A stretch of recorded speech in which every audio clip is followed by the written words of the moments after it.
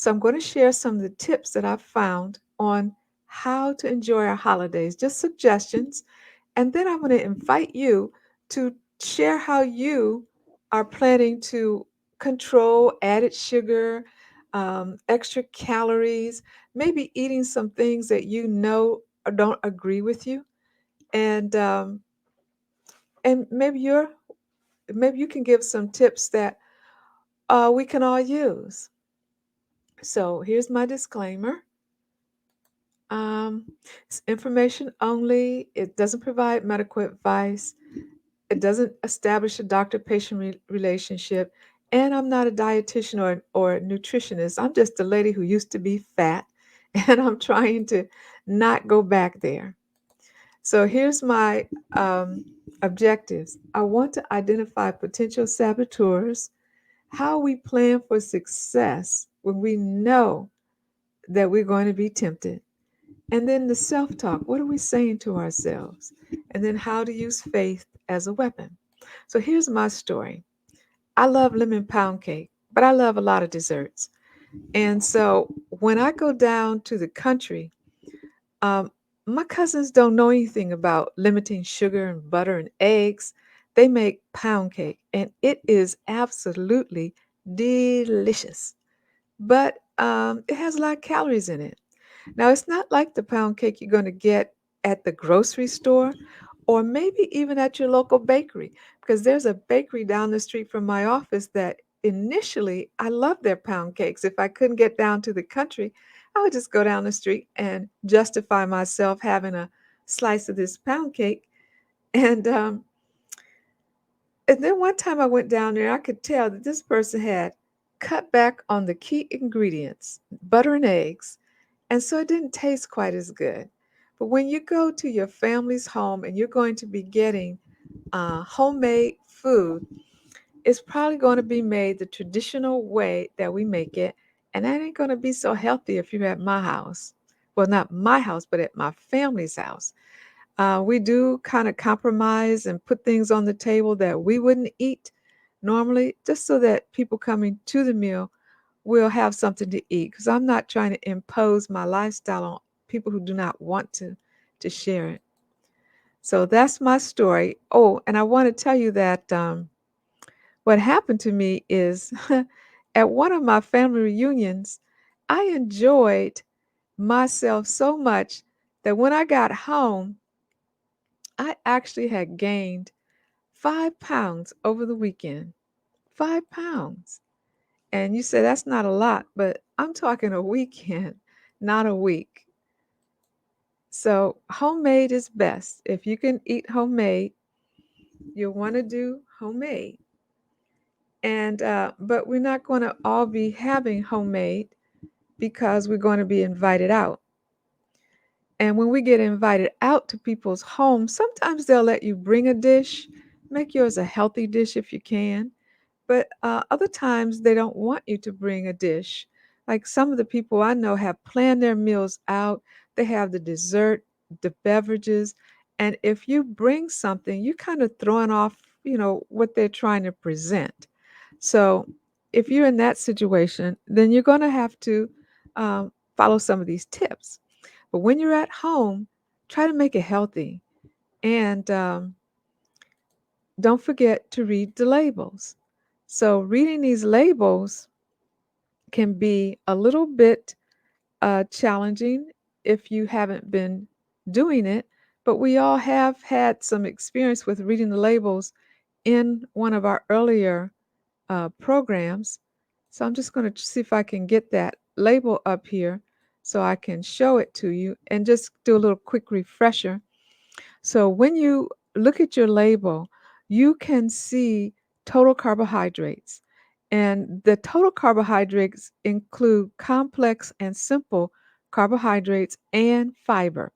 So when you look at added sugar, it's going to be the very last line of the section of total carbohydrates. This is what you want to try to avoid: added sugar. If you can do that, you'll be able to come out of the holiday season a little bit ahead of the game. And then having some protein is also good too, because protein helps decrease sugar cravings. And you may remember that sugar, when we eat sugar, it actually makes us crave more sugar because sugar is working on a reward system, and the reward is sugar, not lettuce. So here's the total added sugar. So just keep an eye on this when you're at home and you're trying to make some delicious meals and you want to keep it kind of healthy. Now, at my house, we do traditional cooking. And the traditional cooking, sometimes it's just not as healthy as, the way we are preparing food now. For example, um, in my house, I'm saying my house, but I'm just going to say in general, in my family, our desserts are not made with sweet and low. Even if you have diabetes, our desserts are made with sugar, and you just have to keep that in mind because people who don't have diabetes are not going to eat sweet and low, and we want our sweet potato pie to taste good. So if you like to have some of that, instead of getting a whole slice that you're going to eat at that one sitting, maybe cut your slice in half and enjoy some of it and have some fiber with it. So we'll talk more about how to get fiber, but dessert is coming last. So you get your fiber during the meal. Make sure you're eating some salad, some vegetables, and the purpose of that is the fiber in your gut is going to slow the absorption of the sugar coming from your desserts and help you have less blood pressure spikes. The beverages. Now, we tend to drink a lot of sodas in this country.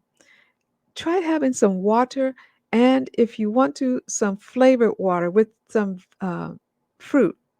I usually just squeeze a lemon or a lime in mine, or you can just have plain old water.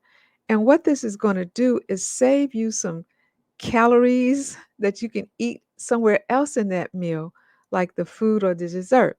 For example, if you're having a glass of Coca Cola, that may have 150 calories. Well, you could have your half of your piece of cake or half of sweet potato pie if you skip that beverage, the Coke, and you may come out just about even or just a few calories more, depending on how many calories are in the dessert. Watch your portion size. Now, I know that sometimes there's a tendency to just pile everything up on your plate. Get a smaller plate if you can, and just try to get what you feel you can actually eat in one sitting. Then you wait, and if you're still hungry after maybe about 15 minutes or so, or 10 minutes, then you go get some seconds. But don't fill up your plate uh, too much, like overfill. A portion size is a chart that maybe I should try to find one of those for us. But some of these portion sizes are a lot smaller than I had anticipated. And your food preparation. If you didn't make the food, you probably not going to have much say so on that. So you're going to watch your portion size. Now, some of the people in my family like a fried turkey. They say it's very juicy and very tender, but I have a feeling that fried turkey has more calories and is less healthier than when we all bake them. So, if that's your case, just remember portion size so you can enjoy but have a reasonable amount. And sometimes, depending on where you are, people will let you take some home, so you don't have to eat it all right then. Now, other things that you may not be thinking about. Oh, I'll skip the slide. Let me go back. Prepare ahead.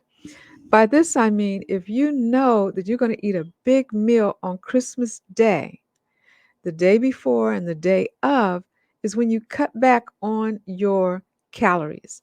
So if you're having um, a big meal on Christmas Day. On Christmas Eve, try to eat more fiber, fruits, vegetables, and less calories. That way, you're spreading out your calorie allowance over 2 days, and that should help you with controlling your weight. I learned this from a nurse who worked in the bariatric department at the Medical College of Virginia. She she was thin. I never knew her when she was over 300 pounds, but she told me that she had been, and she didn't go on any special diet. She did what she called calorie exchange, which I'm calling prepare ahead of time. So her example was she liked fried fish. I mean, we're in the South, and fish is something that we kind of enjoy down here. I'm not sure about other places. I mean, it's not limited to the South, but we do enjoy our fried fish. So if she knew that she was going to go out and have fried fish with friends for dinner, at lunch she would eat a salad and maybe a half of a sandwich or a salad and a soup because she was preparing for the calories that she was going to eat in the evening at dinner. And that's what I'm suggesting that we can do. Now, here's the one that you may not have thought about, but I want you to. Sleep medicine is my area of expertise, and I do enjoy it and love sharing things about sleep. And one of the things about sleep is if you get adequate amounts of sleep, it will help control your appetite. See, when we don't get enough sleep, the body translates that into I need energy. And for the body, the need for energy is fats and sugar, rapid energy. And this is based on, you know, maybe things that happened years ago before we were living in this society where the body was trying to prepare ourselves for maybe attacks or things that we need to do. So if you were sleepy during the day, your body would give you some energy or make you eat things that would give you energy and rapid energy. It comes from fats and sugar, mostly from sugar, because glucose is going to go almost straight through the system, whereas fat's going to be broken down a little slower, but it will give you the energy. When you don't get enough sleep, you get an imbalance of your hormones called leptin and ghrelin. And these work directly on how you feel about being full and hungry and what types of food that you're craving. Adequate sleep is 7 to 9 hours, depending on the person. If you join the uh, 21-day Christian Women's Challenge on week 1 is when I'm going to teach how to figure out your amount of sleep that you need because it is a range 7 to 9, but everyone isn't a 7, 8, or 9. So if you want to find out how many hours of sleep you actually need for maximum health benefit, then join that challenge. The link is going to be in the bottom, but it's on my website. It's free, and I love to have you all. We have a few people in there now. Seating's going to be limited, and I sure hope that I get some of my sisters in there. So get adequate sleep. And here's the thing, adequate sleep is not like the night before.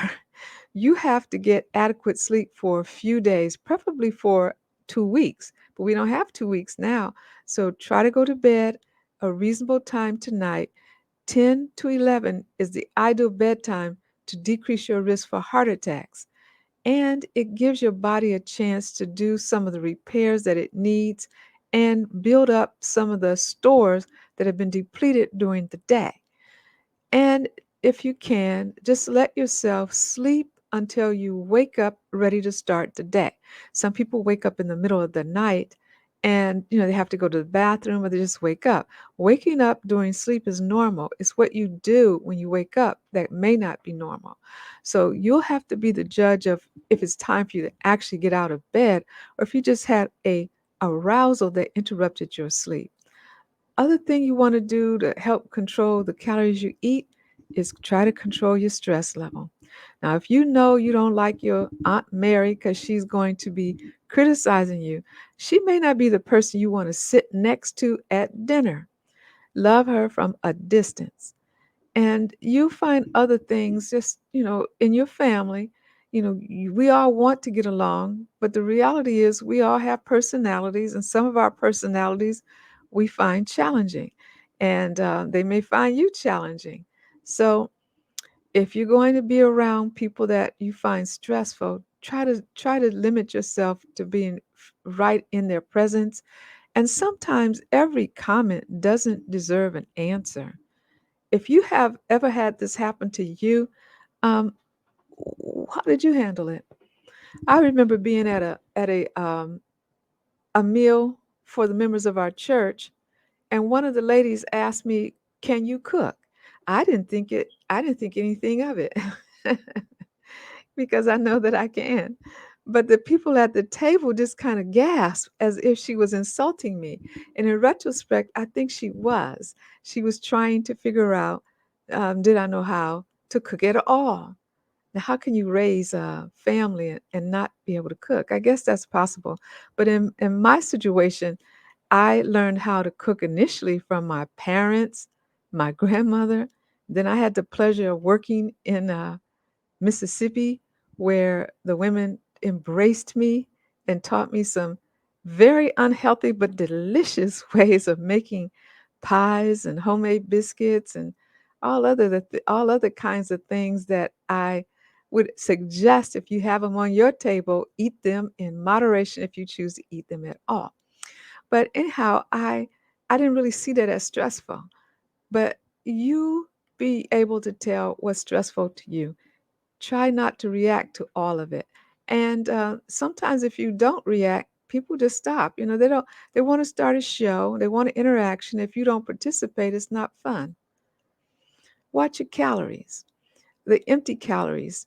Um, Cut back on them. Now, this is a croissant, it's filled with something and a cup of coffee.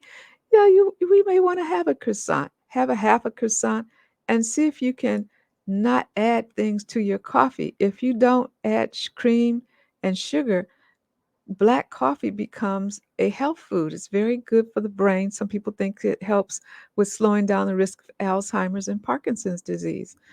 But you want to be sure to cut back on these calories because remember, we are preparing for the feast that's going to come on Christmas Day.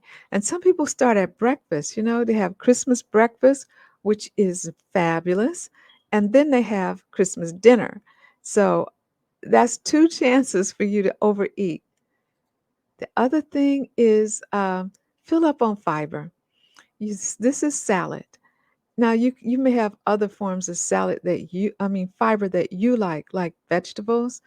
But when you go to make your plate, try to put some fiber on there because fiber is going to make you feel full. In the past, I have heard and even have recommended drinking water before the meal. I recommend now, if you're going to drink water, try to have your water 30 to 60 minutes before your meal because as we age, we start to have a problem with decreased stomach acid, and our enzymes are thought to be a little lower. And we need stomach acid and enzymes to digest food so we can get the nutrients from it. We need to be able to extract those nutrients. And if your body cannot digest it, then you're not going to get as many nutrients. Water will dilute your enzymes and your stomach acid. So fill up on fiber. Have your water ahead of time so you can make sure you're not dehydrated. Sometimes dehydration is translated by the body as hunger. Eat protein. Now, there's a lot of meat here. There's a variety of meat. If you're a vegetarian, there's some beans or grains, legumes over here. But proteins are going to stick with you a little bit longer than sugar, and they don't have the effect of making you crave them, whereas sugary beverages or sugary foods will. Watch for empty calories. Now, I don't drink artificial sweeteners. I don't know why they even allow them. They are toxic, in my opinion. But if you're going to have some soda, then just know that this is empty calories and you might want to cut back somewhere else. For example, if you're going to have the soda, maybe you'll skip the dessert or skip something else so that you can balance out your caloric intake.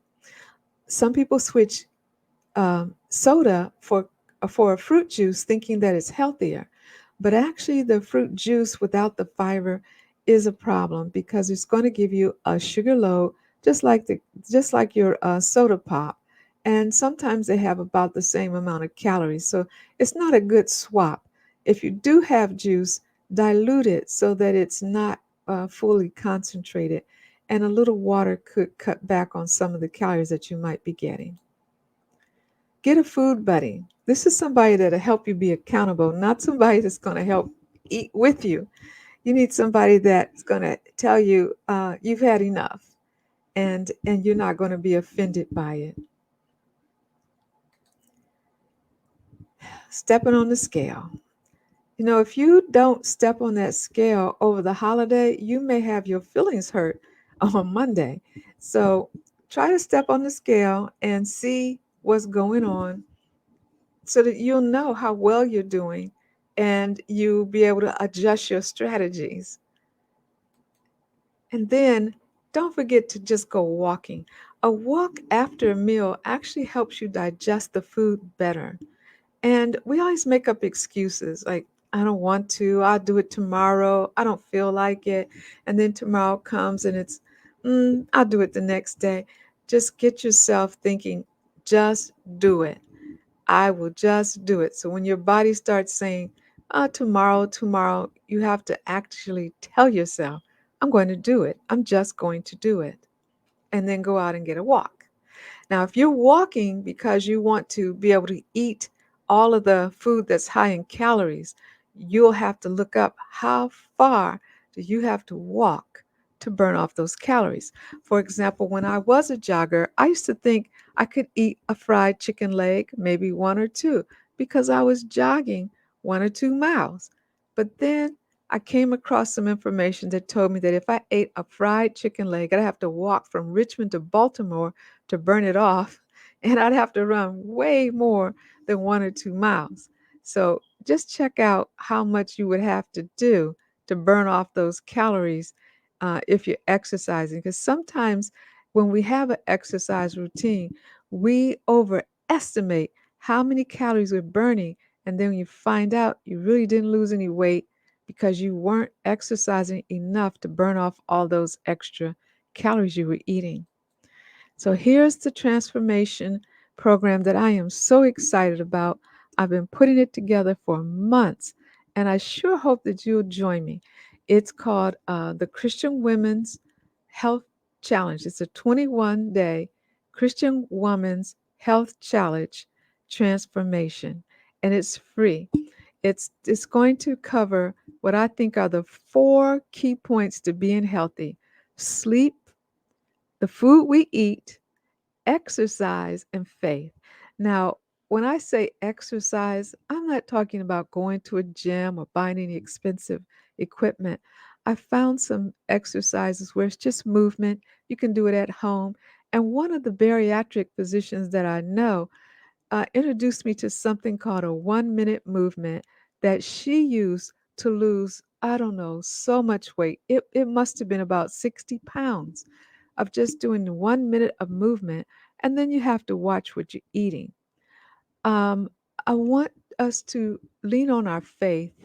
I am a believer that if we lean on our faith and trust that God is true to his word, that he wanted us to have life, he wants us to have life and to have it abundantly, he's going to show you how to do that. And it's all in our Bibles.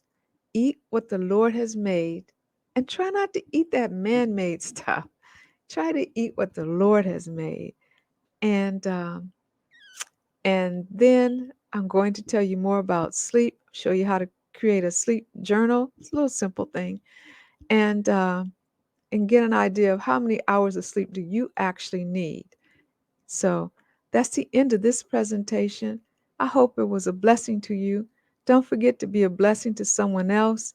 Enjoy your holidays. Merry Christmas to everyone. And happy Kwanzaa to those who are going to be celebrating it.